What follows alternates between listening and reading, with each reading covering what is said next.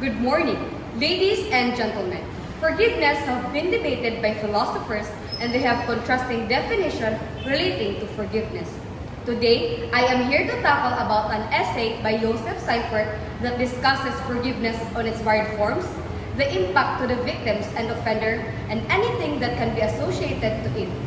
As for the thesis, I argue that forgiveness should be an elective act granted by the victim, and the only concern of the victim should be to decide if forgiveness is appropriate. The first main point of the essay states that despite its broad scope, forgiveness should be done as a collaborative effort of the victim and the offender. For forgiveness should not be given unless the offender asks to be forgiven. It should be in a form of communicative act that requires direct communication to the recipient.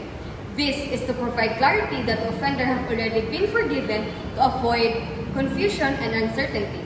Aside from that, this is to confirm if forgiveness has been accepted by the offender because forgiveness that have not been asked and not accepted does not make the person attain genuine forgiveness.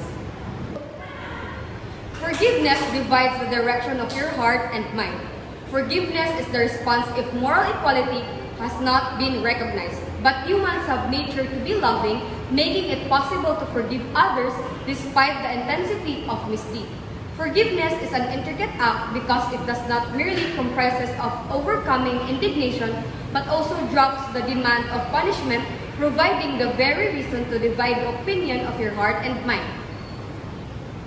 Another thing, regardless of the damage the offender caused to the victim, forgiveness is obligated because Seifert stated that forgiveness as initiated serves as obligation to the offended person because the act of performing it is considered to be moral goodness and is part of morality itself.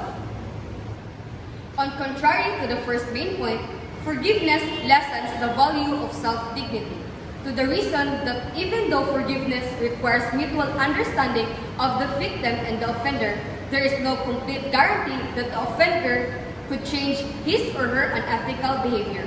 Hence, it could be the reason for another violence to happen. It is more like putting yourself in risk because you hold no compensation that they'll not repeat the same mistakes they did before.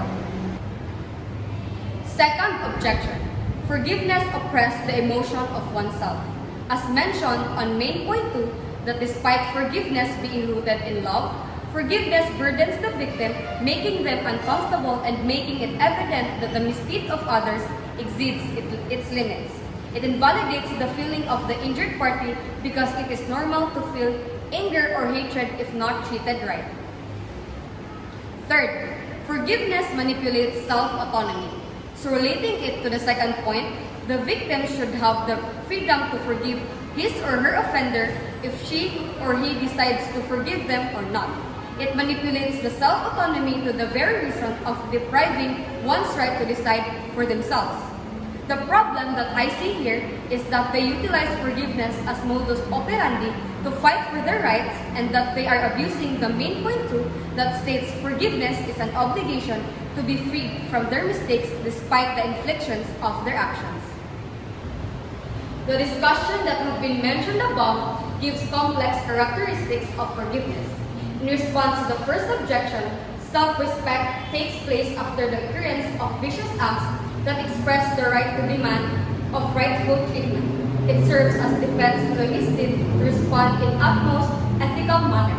It can be practiced by not engaging in revenge that makes the situation more miserable to the offender and also to the offended person. Another response, forgiveness does not entirely intend to oppressing one's feelings, but rather the process of healing from the terrible damages caused by others.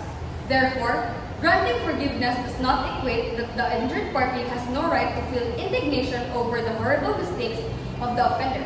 Granting forgiveness should not be rushed because healing recognizes no time frame. It takes time to be attained because the victim could encounter relapses that triggers the trauma caused by the offender. Anything that is rushed is not genuine and sincere. Third, forgiveness does not change the judgment of the misdeed caused by the offender. But again, it could be the stepping stone to be healed from the damages of the past. Forgiveness could be considered to manipulate self-autonomy if it is obligated. The offended individual should have the right to decide to either forgive or not to forgive the offender because the reason of forgiveness manipulating self-autonomy is because of being obligated rather than being elective that is given freely and authentically. To make sense, self-love, self-respect, and self-autonomy should be present to say that one have granted authentic forgiveness. These three functions hand in hand overcome resentment, heal the damages from the misdeeds, and continue to live free from the terrible happenings of the past.